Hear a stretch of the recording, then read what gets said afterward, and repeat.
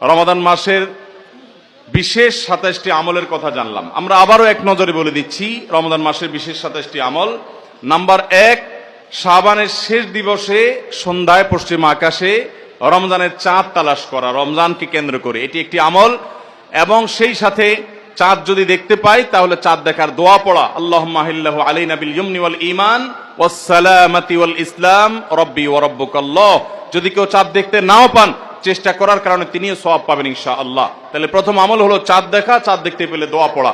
দ্বিতীয় আমল হলো রমাদান মাসে দিনের বেলা সিয়াম পালন করা। প্রত্যেক প্রাপ্তবয়স্ক নারী এবং পুরুষ মুসলমান তাদের সুস্থ হলে, অবশ্যই সুস্থ থাকলে তাদেরকে রোজা রাখতে হবে, এটা ফরজ। 3 নম্বর আমল হলো রমজান মাসে রাতের বেলায় তারাবির সালাত আদায় করা উত্তম রূপে সুন্দরভাবে।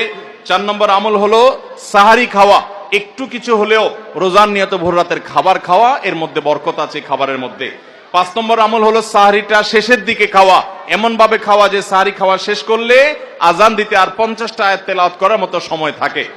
6 নম্বর আমল হলো ইফতার করা। ইফতার করা এটা সুন্নাহ একটা আমল।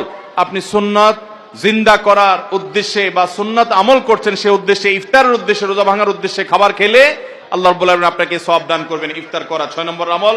7 নম্বর হলো ইফতারটা একটু তাড়াতাড়ি করা, অর্থাৎ সূর্য ডুবে গেছে, নিশ্চিত হয়ে গেছেন, আর দেরি না করে অবিলম্বে ইফতার করে ফেলা। 8 নম্বর আমল হলো ইফতারের দোয়া করা। ইফতারের শুরুতে বিসমিল্লাহ বলবেন, ইফতার করা শেষ বা ইফতার কিছু দূর করে ফেলেছেন, এরপর দোয়া পড়বেন যে যাহাবাজ জামা ওয়াবতাল্লাতিল উরুক ওয়া সাবাতাল আজরু ইনশাআল্লাহ। এবং 9 নম্বর আমল হলো ইফতারিতে খেজুর খাবেন এবং সাহারিতেও খেজুর খাবেন। সাহারিতে খেজুর খেলে নবী সাল্লাল্লাহু আলাইহি সাল্লাম বলেছেন ইমানদারের সবচেয়ে উত্তম সাহারি হলো খেজুর, অন্য যাই খান একটা খেজুর হলো সাহারির সময় আপনি খাবেন। 10 নম্বরের আমল হলো সারাদিন বেশি বেশি রোজা দোয়া করা, কারণ রোজাদার ব্যক্তির দোয়া আল্লাহ তাআলা ফিরিয়ে দেন না ইফতার রাত পর্যন্ত। এই জন্য চলতে ফিরতে উঠতে বসতে মনে মনে আল্লাহর সাথে কথা বলা, মুনাজাত করা, দোয়া করতে থাকা। 11 নম্বর আমল হলো সকল পাপাচার বর্জন করা, কারণ রমজান মাসের উদ্দেশ্যই হলো মানুষকে মুত্তাকি বানানো, পাপাচার বর্জন করতে শেখানো। আমরা পান এবং আহার বর্জন করি, যৌনতা বর্জন করি, এর মাধ্যমে আমরা বর্জন করার প্রশিক্ষণ নেই। এই জন্য হারাম কাজ পরিহার করা রমজান জুড়ে, এটা হলো 11 নম্বর আমল। 12 নম্বর আমল হলো বিশেষভাবে মিথ্যা পরিহার করা, কারণ কেউ যদি মিথ্যা কথা মিথ্যা কাজ না ছাড়ে তার রোজা রাখার কোনো মানে নাই, হাদিসে আসছে। 13 নম্বর আমল হলো ঝগড়া বিবাদ থেকে দূরে থাকা। নবী সাল্লাল্লাহু আলাইহি সাল্লাম বলেছেন রোজা অবস্থায় কেউ ঝগড়া করলে সে বলবে আমি রোজাদার, আমি জবাব দিতে পারবো না। এবং এর পাশাপাশি 14 নম্বর আমল হলো সকল সাধারণ নেক আমলগুলো এই মাসে একটু বিশেষ গুরুত্বের সাথে করা, কারণ আমলের মাস এটা, ভর বসন্ত আমলের। নামাজ বিশেষ গুরুত্বের সাথে পড়া, অন্য সব আমলগুলো বিশেষ গুরুত্বের সাথে করা। 15 নম্বর আমল হলো আল্লাহর কাছে ক্ষমা চাওয়া, জাহান্নাম থেকে মুক্তি চাওয়া, কারণ এই মাসটা এসেছে আমাদেরকে ক্ষমা পাইয়ে দেওয়ার জন্য।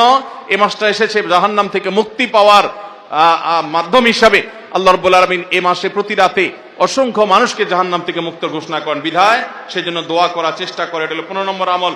16 নম্বর আমল হলো রোজাদার ব্যক্তিকে ইফতার করানো, তার মাধ্যমে আপনি তার সওয়াবের সমপরিমাণ সে তো পাচ্ছেই, আপনি অতিরিক্ত সওয়াব পাবেন পুরা রোজাদারের সওয়াবের মতো এক্সট্রা হিসাবে ইফতার করালে। 17 নম্বর আমল হলো কোরআন তেলাওয়াত করা। রমজান মাসে কোরআন অর্থ সহকারে বুঝে পড়বেন, সুন্দর করে শুদ্ধ করে তেলাওয়াত শিখবেন। 18 নম্বর আমল হলো কোরআন তেলাওয়াত নিজে করার পাশাপাশি অন্যকে শোনানো, অন্য পড়বে সেটা আবার শোনা, এটা বিশেষ আমল নবী সাল্লাল্লাহু আলাইহি সাল্লাম করতেন রমজান মাসে জিবরিলের সাথে। 19 নম্বর আমল হলো সাদাকা করা, দান করা, মানুষকে গরিব দুঃখীকে জাকাতের বাইরেও সাধারণ দান করা বেশি পরিমাণে রমজান মাসে, এটা আমল। 20 নম্বর আমল হলো ভোর রাতে সাহারি খেতে উঠলে একটু তাহাজ্জুদ পড়া, একটু দোয়া করা, একটু রোনাজারি করা, কারণ এটা দোয়ার সময়, এটা তাহাজ্জুদের সময়, এটা আল্লাহর নৈকট্য লাভের সময়। এই সুযোগ 12 মাস আসে না, এই জন্য এই আমলটা করা, তাহাজ্জুদ পড়া, দোয়া, রোনাজারি করা সাহারির সময়। 21 নম্বর আমল হলো সামর্থ্য থাকলে ওমরা করা।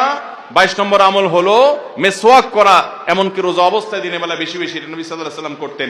23 নম্বর আমল হলো রমজানের শেষ 10 দিন মসজিদে ইতিকাফে বসে যাওয়া। 24 নম্বর আমল হলো শেষ 10 দিন সবচেয়ে বেশি ইবাদতবন্দি করা, রাত দিন জেগে।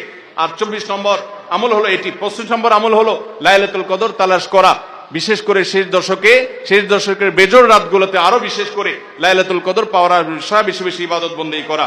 আর 26 নম্বর আমল হলো লাইলাতুল কদর মনে হলে কোন রাতকে, সেই রাতে এই দোয়া পড়া, আল্লাহুম্মা ইন্নাকা আফুউন তুহিব্বুল আফওয়া ফাআফু আন্নি।